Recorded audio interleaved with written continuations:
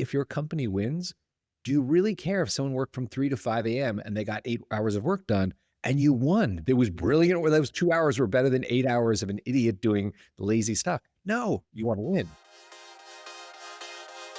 Hey, it's Nikki, Llewellyn Gregory, and you're on Gut Plus Science. You're in for a fast-paced, storytelling, action item-rich leadership growth experience. I hope you make this podcast a habit. I consider it a leadership mentoring tool. Learning together makes us better together, and that is how we change the world around us. Let's get to it.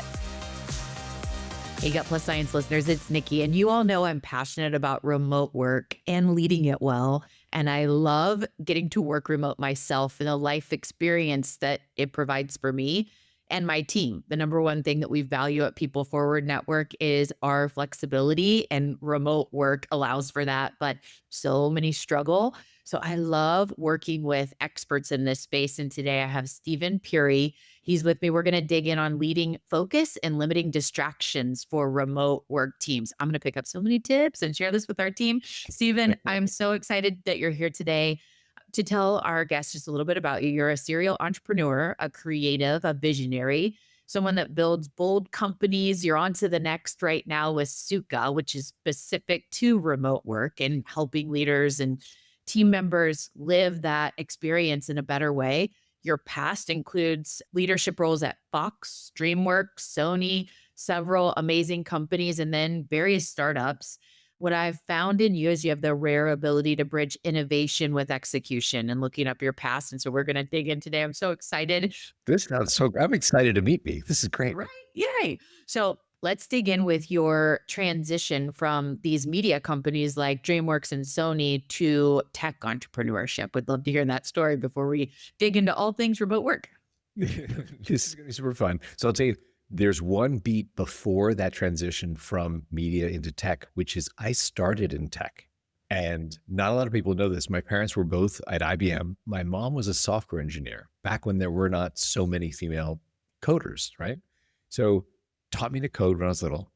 And then I fell into film because I started producing computer-generated effects for movies.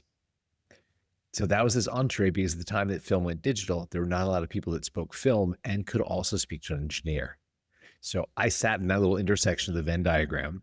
I did that, I got into film. And then I hit a moment with film that you've asked about, which is after spending, years being senior executive at DreamWorks, Fox, other places, and working on independent films too, I was like, I want to go build things I have more control over. Because let's be honest, when you're the executive on Die Hard 5, it's a fun, sort of prestigious job, but you're a cog in a huge multi-billion-dollar machine, right? There's not a lot of agency there.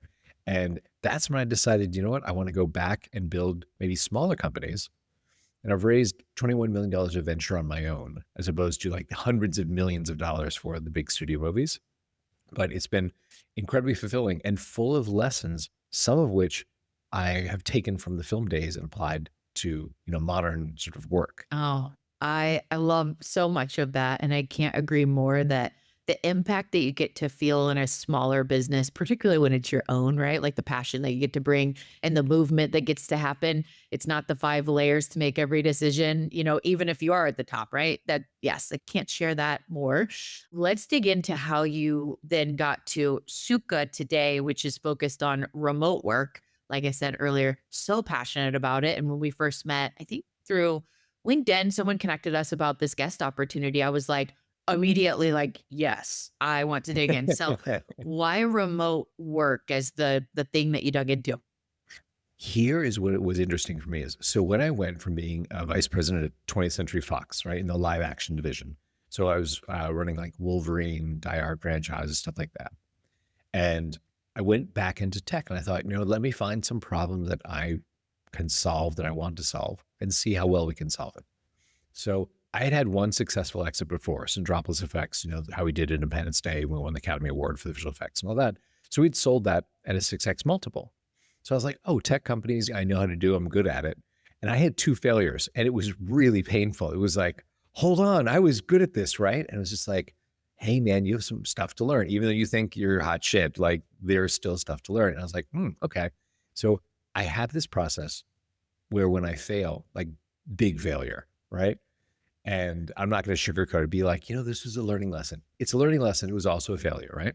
So I sit in this, I have this chair that's by a window, and took a long, like, legal pad and a pencil, like old school, like not like dictating into my phone. I wanted my hands to remember this. I wrote down, what did I learn? Both those companies I had raised about $3 million. And I felt every penny of that my money that I'd lost, as well as other investors' money. And I was like, what did I learn? I wrote this out. And in doing that, and I still have those sheets of paper, in doing that, one of the things that I learned was how, in solving these problems with these tech companies, I had seen how remote work had evolved, how this world, because we've been through the pandemic, the world had evolved. So, oh my goodness, Zoom became a verb, things like that. And I realized that in film, it's never been really called remote work, hybrid work, but every film goes through those stages, from the early stages when it is writers writing at home, writing in coffee shops, writing at their writing partner's house, right? And then there's the hybrid stage where you get some interest, maybe a small production office is set up. You go in a couple days a week to meet with location scouts and line producers and costumers, and then you're on set. It's $125,000 a day on a studio movie.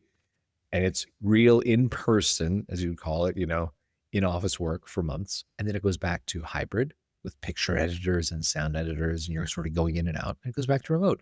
At each stage of that, leaders, because it's been done this way for 100 years, leaders know how to lead teams in each stage, even though it's never been called in film, like the remote period of the film, it might be called the pre-production period as opposed to hybrid, right? And as an individual contributor, you also know how to contribute and how to sort of manage your time because it's been done. So that was the big realization of me of like, wow, there are some great lessons from what I did for 15, 20 years that map really well into this. How can I explain them in a way that makes sense? And that's really like one of my passions right now. It's just going like, here's some fun lessons. I love that. And thank you for taking us through the journey of this failure experience and, just that time period of sitting down with paper and yourself and just being quiet. Like, I think there's so much power. So for anyone that's like in a pickle right now, whether that's a huge pickle or a small pickle, just getting away from all the noise and being by yourself. Like, there's power in shower moments for a reason. Wow, it came to me in the shower. Just go and spend that time in reflection because it's all inside of you. And it might not be in that first time you sit down, but keep doing that, right? Like, I think there's so much power in that. So thank you for bringing it up. Pick up on that for a moment, because you said something I think that maybe I can contribute in a way that's more helpful than anything else I'll say, which is, in our life, yes, we have things we deem successes and failures of different magnitudes, right? And as someone who was a senior executive and then went to go do these two companies that didn't work before I did Sukha, right? And the thing that helped me so much, because I'll tell you how depressed I was, Nikki, was I was living in West Hollywood, and I would go to the dry cleaners and bump into a friend, to see Nikki at the dry cleaners. How's your company going? Oh yeah, I just closed it. We failed. I just felt shame. I felt embarrassed. I felt like so bad that I moved to New York, right? I was like, I can't go to another restaurant and have friends be like, hey, how's it going? I'm like, terribly, like really, really bad, right? So I felt that ashamed, but I did the thing of, before the pain went away, before you wait a month or a year and you kind of lose a little bit of clarity on what went wrong, I wrote those lessons in the moment of pain, or it was like, when your foot is broken, you're like, my little toe hurts when I wiggle it, but the big toe doesn't. What did I learn, right? As opposed to later where you're like, my foot hurt. I remember it sucked. I can't remember exactly how it hurt, but it was definitely my left foot, My advice to people is, when you do have that moment, is do it when it's fresh and it's really in your mind, because your mind will slowly forget. Yeah. And then when you have it written down and you can reflect back, right? That's just so much power in journaling. I've never been real great at it, but I do. It's part of my morning routine every day. Even if I write 2 sentences or, a list of 4 things, there's a lot of power in that. Oh, so much good there. Before we dig into the topic that we're going to go deep on around leading focus and limiting distractions for the remote worker, whether a leader or a new team member in remote work, we're going to go on to focus and limiting distractions because that's what you found your sweet spot for Sukha. Before we do that, can you help me with my soapbox really quick?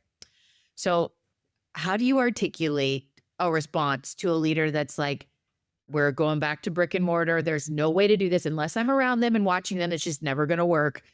Can you help me with that response for a minute? Because I fight it all the time and I have my response and I'll share it and I want to get your feedback. But how do you respond to someone, a leader that's frustrated and they say the only way is just to go back where I can see it and I'm next to them and helping to make things happen? What do you say to that? You know what? You frame it in terms of a leader, but I'll mention what I'm going to share, I think is applicable for anyone who is in that sort of frustration or pain where they're like, it has to be this way and no other way. I'm going to do it, right?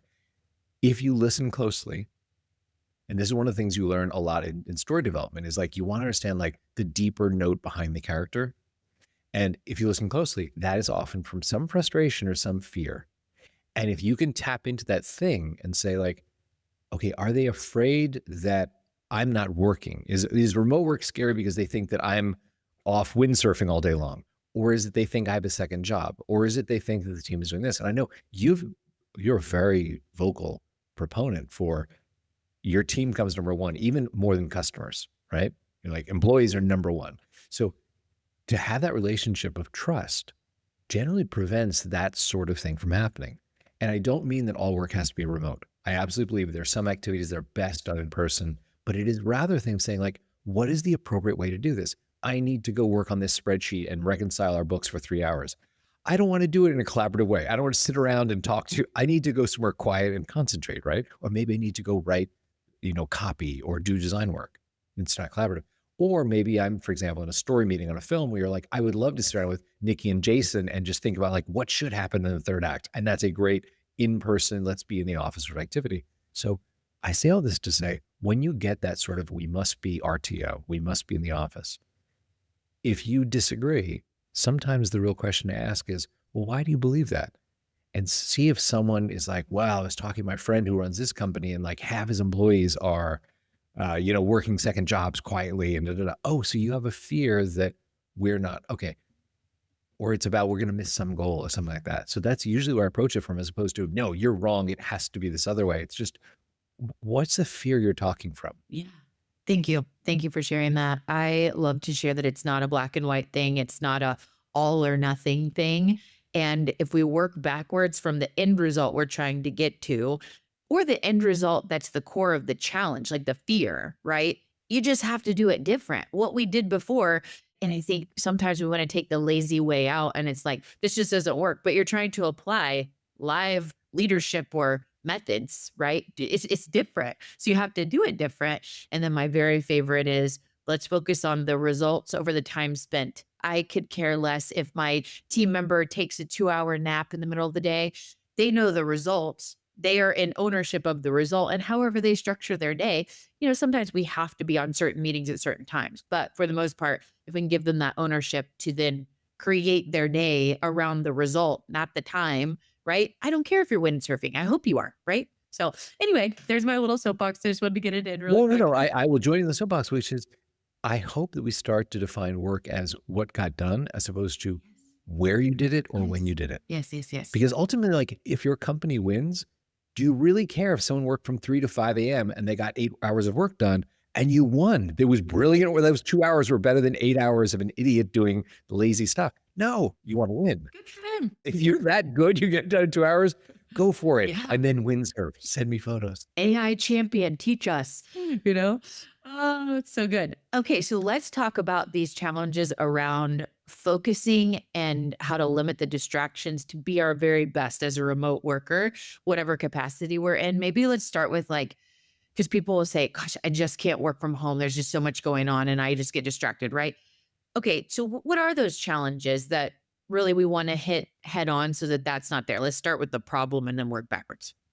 I love that. Let's start with the problem. So let me say 2 things to preface this. Number one, when I realized that I had these problems, one of the first thing I did was say, hey, you know what? Don't have an ego about this. A lot of smart people have written about this. So I wholly encourage people to go read like the top dozen books by the smart people, read Flow by Mihai Csikszentmihalyi and learn about flow states, which we'll talk about. Read James Clear, read Cal Newport.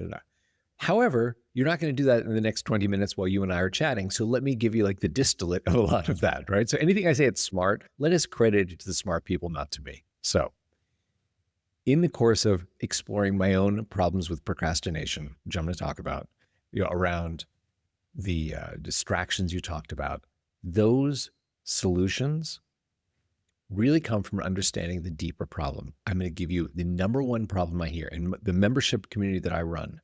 I talk to I've spoken to hundreds of members over the years. So you can always joke about the plural of anecdote is not data, but I'll tell you, with hundreds of conversations, the number one thing that comes up is people talk about the cold start problem. They rarely call it that, but it is the sense in the morning of, oh, it is appointed time when I think I should be working, 8:30, 9:30, whatever it is, right? And I look at what I have to do, and I find myself doing some sort of procrastination, which can manifest as, I'm just going to check my email for a quick moment and see if I can, oh, I could run in, throw a load of laundry in. Oh, you know what? I didn't do the dishes from last night. So maybe I'll just do this real quick, and then that's off my mind from them. And there are all these little things. I'm super guilty of them. The worst is probably, let me just scroll for a moment. And you pick up your phone, you scroll, right? When you dig down deeply into that, which I've done with a ton of people, is it usually comes from a sense of overwhelm.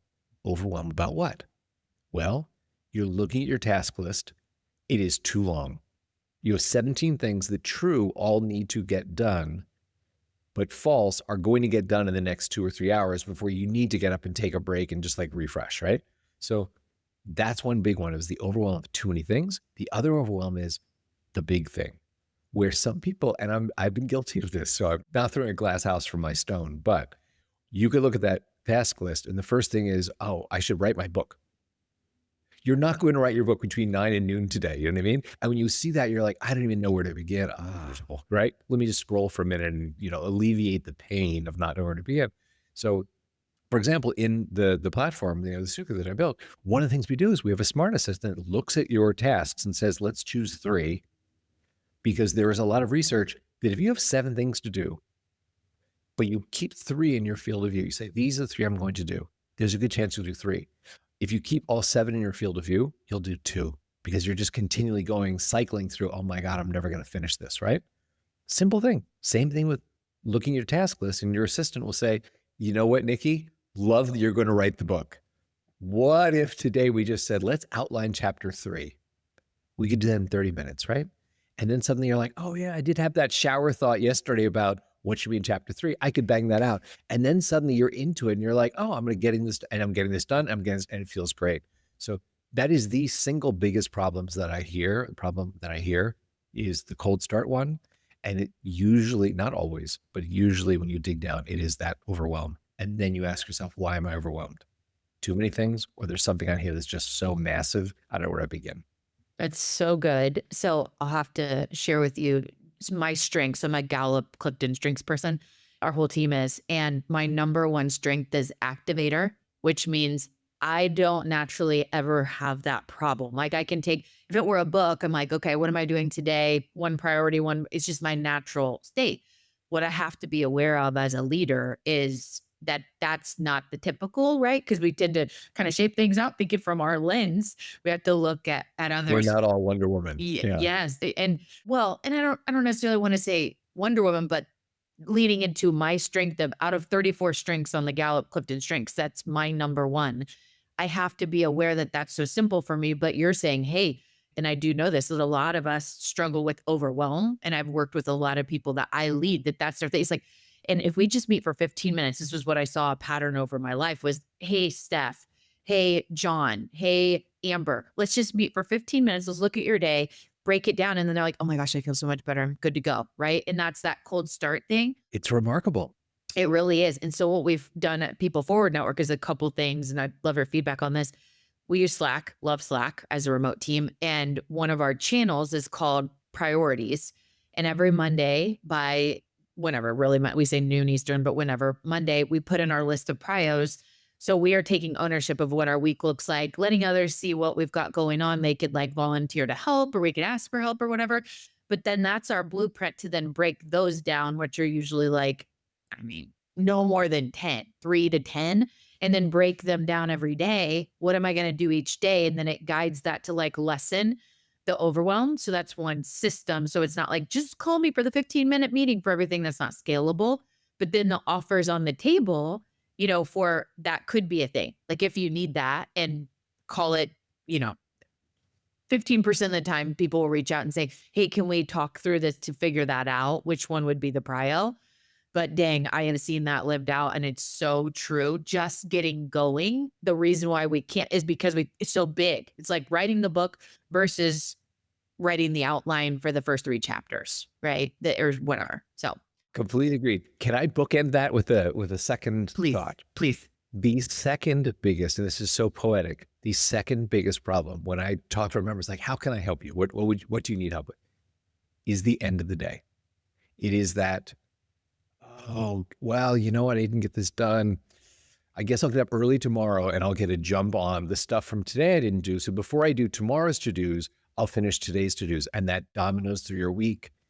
And that is on a very technical level, frustrating, because it's like, oh, there's so much to do. But on an emotional level, it's depressing, because at the end of the day, you get down on yourself. You're like, why didn't I get this done? And you're like, oh, now I have to go into, dinner with the kids, or, whatever I have to do tonight with this lingering over me for tomorrow morning, blah, right?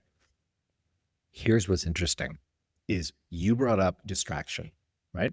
So the beginning of the day, I did not find in my personal research with people, is so much about distraction. It's often about overwhelm. But the end of the day is where you pay the price for distraction. And that there are very clear techniques, to help with. And I'll say the name of my company, Sukha Company, which people are often like, what does Sukha mean?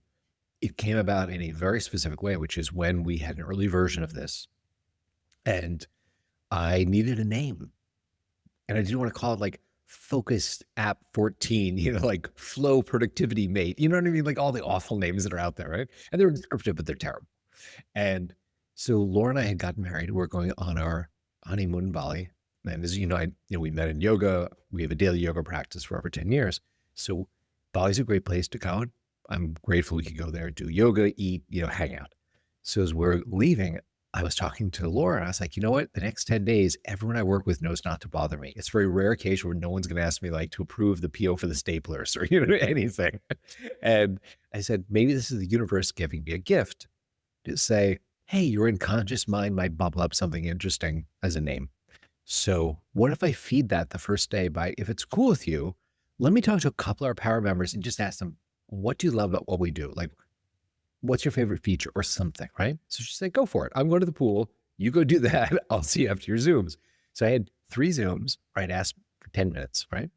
Third Zoom, I was like 8 minutes in. I was going into the wind-up of like, oh, Nikki, thank you so much. It's really helpful, And I asked like the usual questions. Yeah, what do you like? What features are cool? Do you like the music? Do you like the timer or something? Right? And the guy said to me, he's still a member. The guy said to me, Steven, you didn't ask the right question. I was like, oh, okay. Well, what was the right question? He's like, you should have asked me why I pay you. I was like, well, it's pretty forward. I don't know that my personality would ask something quite that way, but since you brought it up, why do you pay me?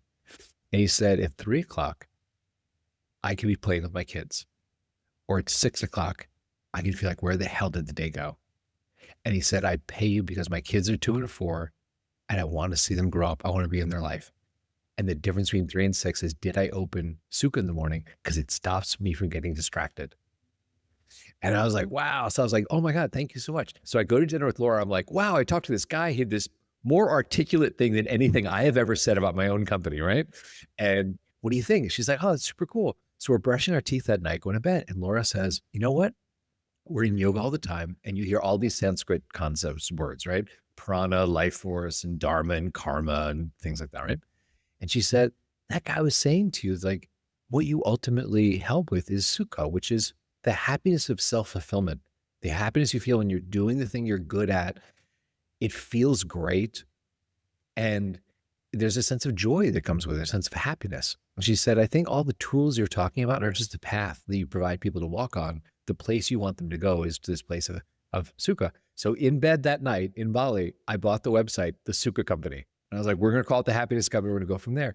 So this end of the day thing, like you said, the seeds of that end of the day frustration are the distractions during the day. And it is, there are established tools to simply help you say, oh, you know what, you opened up YouTube. Do you really need to be in YouTube right now? And it's amazing when you get those little nudges during the day, whether it's from a friend, a platform, or whatever. And by the way, there are fantastic tools out there, not just mine. There's some really wonderful tools to use. Find the one that fits you. But that is astounding how you get your day back. Yeah. And I love that powerful story. So good with the gentleman that's like, just ask me why I pay you. And then his response, it's like, that's the epicenter of like such a great example anyone can relate to, whatever the thing is in your life that at 3 o'clock you're doing what matters or whatever time that is. I think of the words when you say Sukha, which I learned from you. I do practice yoga, but for some reason I hadn't picked up on that word. Now I do. But I think of ikigai, or I think of flow state. Yes. Right? It's right in that realm that, you know, whatever that is for you, like being in flow, ikigai, you know, the center of meaning. But you know what Sukha is doing is it's helping us to live the most fulfilling way, the way that we want to live, and, you know, not have those things that weigh us down. We're waking up in the morning and we're thinking about yesterday's to-do list because it's just so heavy. You had brought up, Steven, there's a lot of different productivity tools out there, a lot of great ones.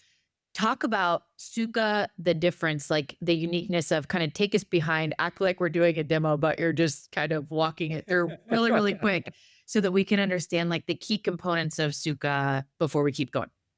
I so appreciate that's like asking someone, tell me about your children. How are they doing? Oh, you know, Billy paints so well. We're very proud of him. Yeah.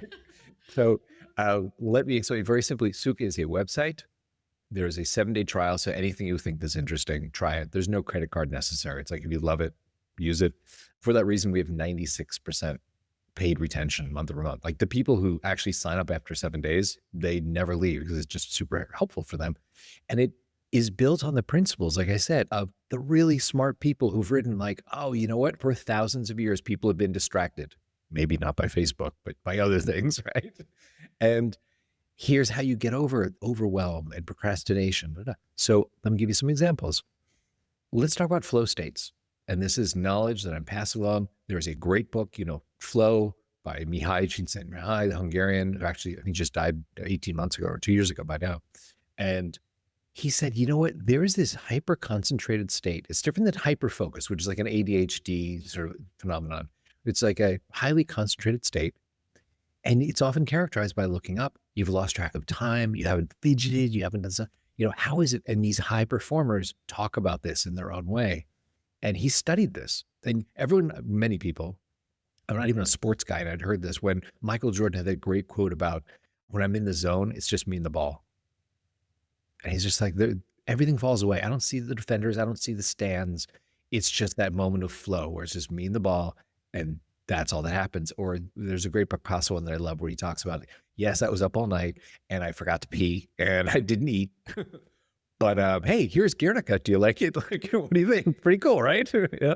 I'm paraphrasing, obviously, for comedic effect. But he studied that and he said, wow, this is actually an accessible state. There are very common patterns to how high performers get into that. And in a wonderful Prometheus-like way, he said, how can I bring these lessons of flow to people? He coined the term flow because he said, it does, in listening to a lot of people talk about this, that practice this, feel like at a certain point, it's not just your effort that moves you forward. It's almost like you're paddling on a river, and the river is also carrying you forward. And my first experience was on a plane where the Wi-Fi was out. And I had to do a bunch of designs, like UI designs. And I looked up and I was like, how could we be landing? We just took off. And like 2 hours and 40 minutes had gone by. And I had no concept of that. The designs were done. I hadn't gone to the bathroom or done anything stupid or been distracted because obviously there were no available distractions. So that was my like aha moment. And I was like, okay, we got to read what the smart people write about this.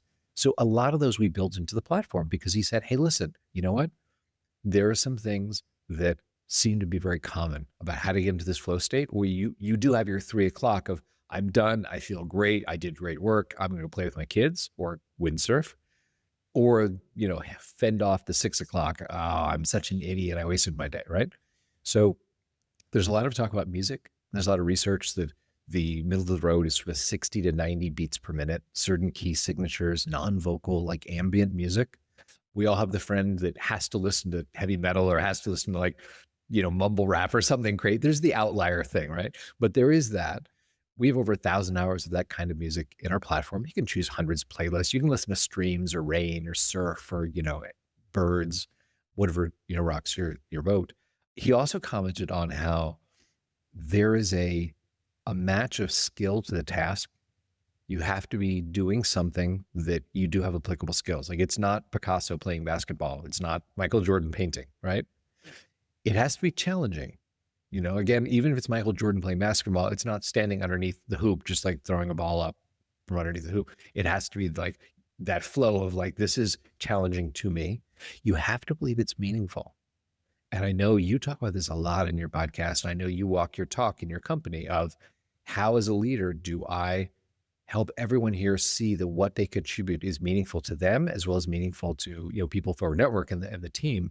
And that is a thing that, as a leader, when you're sensitive to that, you realize that there is that rising tide where when the team is imbued with meaning, all the boats lift, and you have to be aware, why are we doing this? Because it's one thing if, let's be honest, your company sells sugary cereal to kids, it might be harder for people to get into a flow state and concentrated state if deep down it's like, hey man, we're just kind of like really abusing people and making diabetic children, as opposed to, hey, you know what? Our company shares knowledge. We do it in a way that is honorable and affordable and, that sort of thing.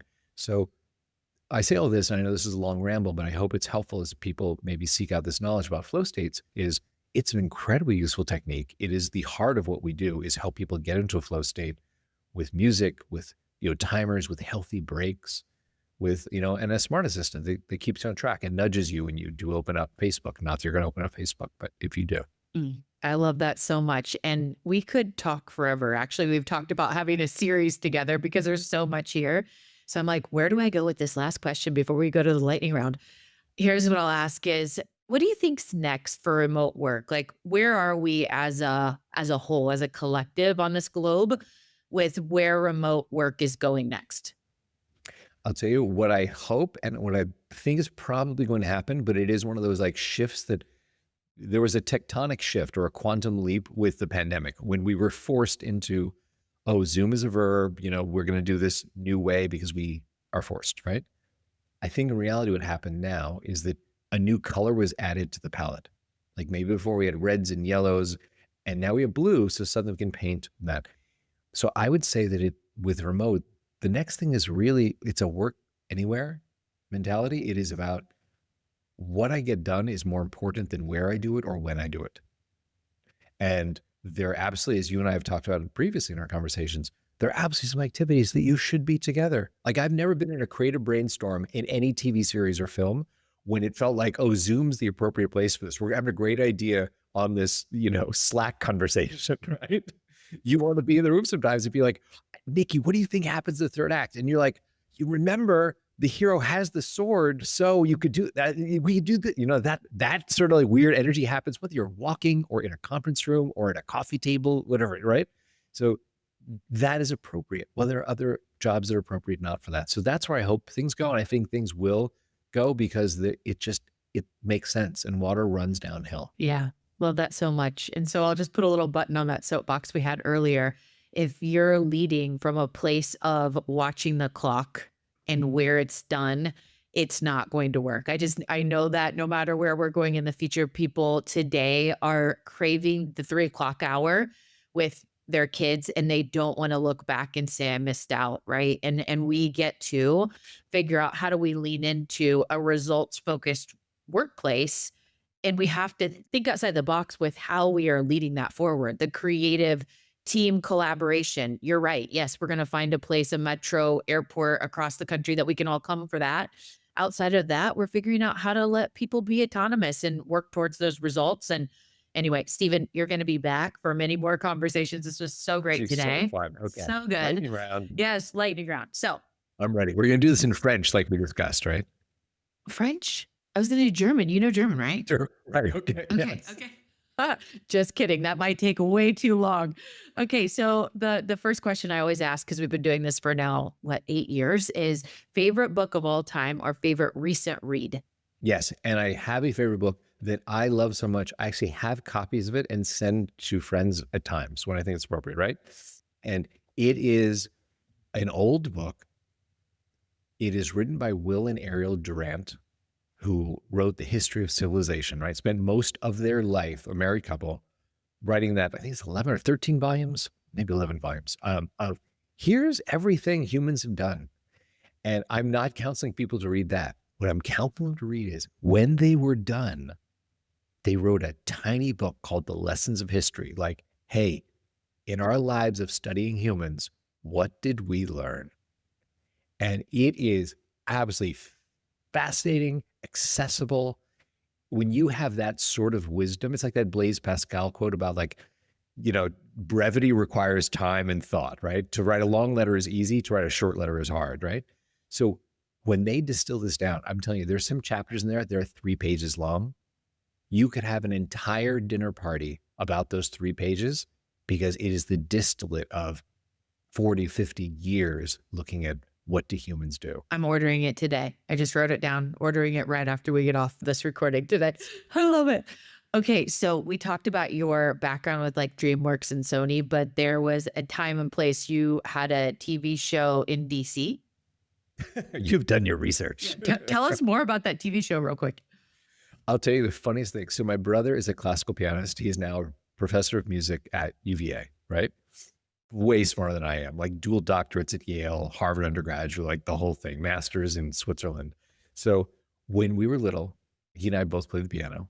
And there is in DC, or there was, and not, I don't think anymore, there was a youth news show, a weekly news show that had on, basically high schoolers that ran the show as if they were the hosts. And it was aired by Channel 5, the Fox, the Metro Media station. So my brother and I were invited on there because we played the piano and we played at this festival concert. When we were there, I met the producer and he said, oh, you know what? We're going to be actually holding auditions for 2 of the 4 hosts. They're graduating, going to college. Why don't you come back? And I thought that was cool. So I went back and essentially wrote news stories as if I was, Dan Rather or something, thought it was for fun and got the gig. And so I did that for 69 weeks when I was in high school. And it was super fun because every now and then you'd go to a restaurant and somebody your age would come up and be like, oh, I saw you last week on this show. And you're like, oh yeah. Was I okay? I love it. I love it. That's so fun. And then you have a splurge that's like your regular go-to thing. It's hot fudge. I have never been a hot fudge person. I need to know more. So is hot... All my secrets are coming out. Is hot fudge, like, is it a one in... It's hot fudge is hot fudge, or it's like hot fudge is not hot fudge? Like, tell me more. Okay. Well, Nikki, when we were in Venice, when Laura and I lived in Venice Beach, there's a place called Ginger's. I'm just going to plug it. She was, I believe, a costume designer, or she had a little like haberdashery sort of store in Venice and decided she wanted to learn how to make ice cream. So she opened this little place after going to like school, like 2-year academy for ice cream, and makes amazing hot fudge, right? So we left and moved to Austin, Texas. And we're like, okay, you know what? Loved Ginger's and their hot fudge, and found Amy's here, which is also amazing. And I'm just gonna say, it's not healthy. There's no part of what I'm saying is a noble pursuit, but it is like a guilty pleasure. Every now and then I will skip dinner at a fancy restaurant where we're having some important business dinner. And on the way home, stop at Amy's. I love that. Hey, that's why we call it a splurge, right? We all have our splurge thing, and it's like, who cares what's in it? You know what I mean? It's a treat. Well, hey, Steven, this has been so good. Before we go, can you let people know the best way to connect with you for any questions, resources, whatever, and then just follow up on that Sukha trial, the best way to take advantage? Let me say this. If there is anyone that has a question about anything I said or they need help, like I needed help, I procrastinate, I get overwhelmed. A lot of what I solved is because I'm guilty of this. You are welcome to email me. I'm happy. If you're like, oh, what was that blog post you mentioned or that book? How do I find that? Email me. I will not write you back 19 paragraphs of like the history of my life, but I will. I try to get back to every email within 24 hours, if not sick or traveling. So you're welcome to Steven at the Sukha Co. TheSukha.co. Email me. I'll get back to you and hopefully help in some way. If the tool that I built is helpful for you, like Nikki said, there's a 7-day trial, no credit card, no funny business. Try it. If you love it, great. If you hate it, email me. Tell me that you hate it because I try to make it better every night. Any of the books that I referenced, and happy to, also talk about those if someone's really passionate about it.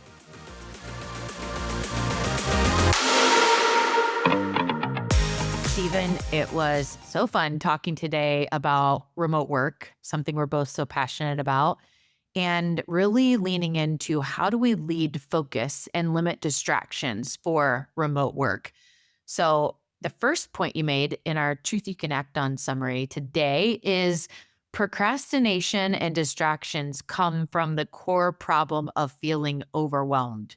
So, if we can lessen the overwhelm, we're not going to be as tempted to procrastinate or go throw in a load of laundry because it's much more simple.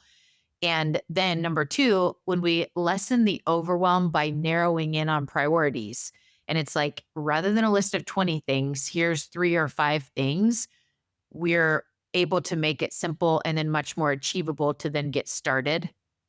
Stephen, I loved your point about lessening the what's left over at the end of the day, having less that rolls over from day to day. And that goes back to having less priorities, but also what do we do at the end of our day to make it simple, maybe moving 1 or 2 things over to a time block in the future versus feeling like, oh, I failed my day and I'm super heavy. And then waking up the next day and feeling that brick in our backpack, if you will. And then meaning has to be at the core of what we do to help us want to do the work and to not be overwhelmed and to feel in flow state because we have a realistic list of to-dos and we feel a sense of meaning. And that is really what then elicits that sukha or flow state that we get to feel in our work. Oh, so good. And I can't advocate enough to go try Sukha. Why not? It's a free trial. You don't have to put in a credit card. Go check it out. I am a big fan of what Steven Puri and his team at Sukha do. We'll see you next time.